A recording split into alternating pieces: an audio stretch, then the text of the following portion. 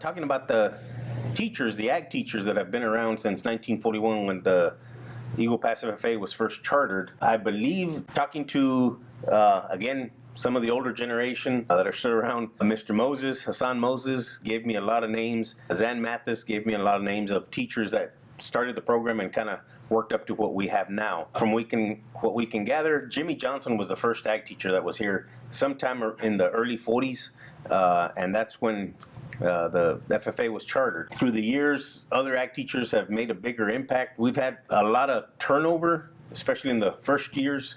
They'd be here for a year, 2, 3 years max, and move on to other towns, other chapters. But through the years, ag teachers like Ernie Kaliba was here. He became really big in extension. Ernie Kaliba was here only 1 year, but made a big impact with the students, having some of the first teams that collected awards in our district and area contests, and I believe he even took a team to state. So Ernie Kaliba was one of the big ones. Zan Mathis followed him up in 1963 through about 68. Zan was a huge impact to our program. He was one of the ones that introduced the modern stock show that we have. They cut out the chicken show that they had in the 50s and introduced the larger species. Zan was a huge impact because our stock show is now named after him.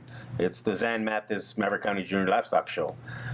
So he was a big impact. Really active ag teacher here. Had a lot of teams go on to state. So he was a big one. And he also went on into extension for a little while and then managed a couple ranches around the, Maverick County, and but always stayed very involved with the Maverick County Junior Livestock Show. Moving on through the years, in the 1970s, mid-70s, we had Gary Parker. He was here for a couple of years and then got drafted into the military.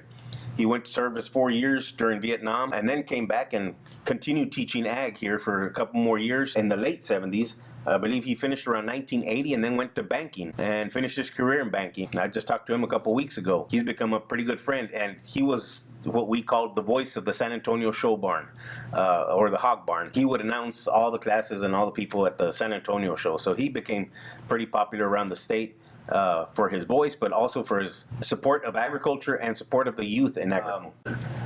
Curtis Huey was another ag teacher that was here in the late 70s and 80s. He became a ag teacher in Rock Springs and then has retired since. He went back and worked in the military as well during the whole Persian Gulf War and so forth. But he's a breeder, hog breeder, and to this day we still go to him and buy hogs, and we talk about the old times when he was back in Eagle Pass, and he always says this was the best time he ever had teaching ag, that we always had the best kids, and it kind of proves it because we're still having the best kids in the program.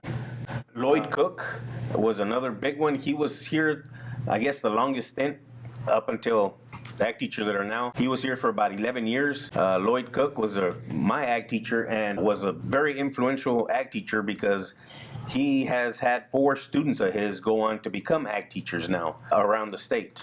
So he was pretty big and very popular with the community. He supported the stock show tremendously. Even though he lived in Uvalde, he commuted back and forth.